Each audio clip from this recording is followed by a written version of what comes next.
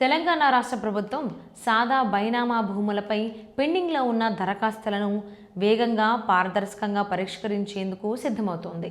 భూభారతి చట్టం అమలైన తర్వాత అనేక పటిష్ట నిబంధనల కారణంగా ఈ భూముల దరఖాస్తులు ఎక్కువ కాలం నిలిచిపోయాయి. ఈ దరఖాస్తులు ఇప్పటి వరకు 9 లక్షల రైతులను ప్రభావితం చేశాయి. ఇప్పటి వరకు భూమి విక్రేతల సంతకం లేదా నోటరీ అఫిడవిట్ తప్పనిసరి ఉండటంతో రైతులు భూమిని కొన్నప్పటికీ దరఖాస్తులను పూర్తి చేయడంలో పెద్ద కష్టాలను ఎదుర్కొన్నారు.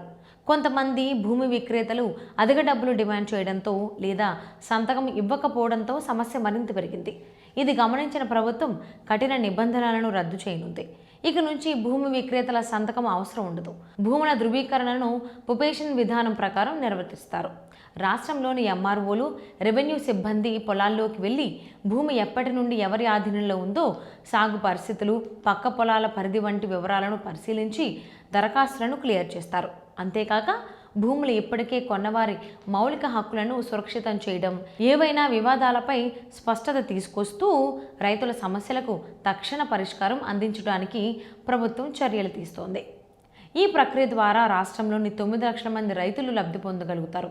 ప్రభుత్వం ఈ నిర్ణయంతో భూములపై వడ్డింపులు పద్ధతులు, సాంకేతిక క్లిష్టతలను తొలగించి సులభమైన సమగ్ర పారదర్శక దరఖాస్తు పరిష్కార వ్యవస్థను అందించబోతోంది.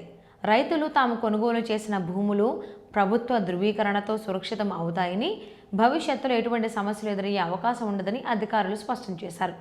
ఇప్పటి వరకు పదే ఎదుర్కొన్న సవాళ్లను అధిగమిస్తూ సాదా బైనామా భూములపై ఈ ప్రత్యేక చర్య రైతులకు గొప్ప లబ్ధి ఉందని రాష్ట్ర ప్రభుత్వం పేర్కొంది.